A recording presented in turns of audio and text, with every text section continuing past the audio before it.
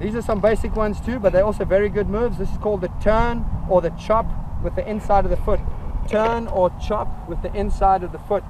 Similar to Zico and Cruyff, more basic. I'm dribbling with the ball, I bring my right foot around, chop, and I move 180 degrees back to where I came from. I could use my left foot, chop, inside of my foot grabs the ball, and I've chopped 180 degrees. Chop, 180 degrees. Chop, 180 degrees.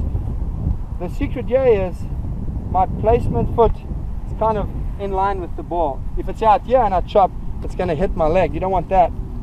So the placement foot in line with the ball, right foot chops it 180 degrees back in the opposite direction. Same over here. There's my right foot placed, left foot chops it, we go in the opposite direction. I'll do it a little bit faster. Chop. Chop. Chop. Alright, that's good coordination, good drills. Same thing with the outside of the foot chop, same thing. This time we're turning with the outside of the foot. Dribble, dribble, dribble. Outside the foot comes around, chops it with the outside. Left foot comes around, chops it with the outside.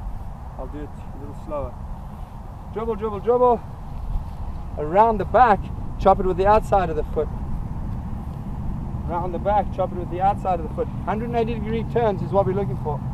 Chop it with the outside. Basic juggling, one bounce and no bounce juggling. So for the 5 and 6s, there may be a couple of kids, at least just get it started. Just introduce it so they understand that this, you know, this is part of the game too. But definitely for the 7 to 12s, 7 and 8s, you might have to encourage the one bounce juggling. Everybody picks up a ball, all they do is throw it up and one bounce.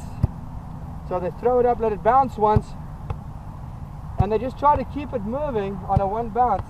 Try to keep, we just call it juggling, they just try to keep the ball bouncing with one bounce in between the touches. So the secret to juggling or teaching juggling is connecting the ball with the laces.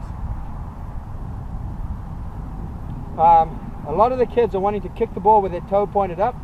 If my toe is pointed up, ball has a tendency to spin and move backwards out of control. If I take my foot and place it flat, I've got more chance of the ball staying in front of me. Laces, toe pointed forward, flat foot, keep it in front of my body. My body stays organized. I have enough space, you know, for the little ones, the 5 and 6s. Even just throw it up, bounce, catch. That's good enough. They're learning to catch. They got that hand-eye thing going on, coordination going on, and they start in the beginning of juggling. So they can just throw it up, bounce, and catch. That'll be good enough for 5 and 6s. 7 and 8s, tell them the record is 3. See who can get it going more than 3 times. The record is 7. Try go more than 7. The advanced ones and the little older ones, encourage them to do juggling without the ball touching the ground. Any part of their body is fine. So the ball is juggling, basic juggling. The ball just stays off the ground. If they need to use their thigh, that's fine. Toe pointed forward. Basic juggling.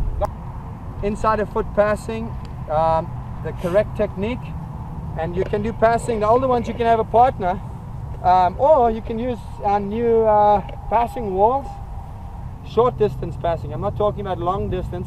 Short distance, 5 to 10 to 12, 15 yards. My target is the wall. I approach the ball. I place my non-kicking foot, toe pointed to the target. I place it about 6 or 8 inches. The smaller ones maybe 4 to 6 inches from the ball. The passing foot comes through, heel down, ankle locked. Ankle locked means ankle's locked. It's not floppy. It's not floppy like a fish. It's ankle down, heel down, ankle locked, toe pointed up, and I pass it then connected with the inside of the foot right there. So, non-passing foot to the target, ankle locked, heel down, toe pointed up, connected to the target. So you want to do that with maybe 10 on the right, 10 on the left, or whatever you come up with, but get consistency, good technique. This way they're going to learn, by passing against the wall, they're going to learn a good weighted pass. If they put enough power on it, it will come back to them. If they put too little, it won't. It's direction, good technique. If they can get 10 in a row, that's very successful. If they get 2, you know, fair. You keep encouraging them however you want. But this, they should never get tired of passing drills. And same thing with the left foot, inside of the foot. Heel down, ankle lock, toe pointed up.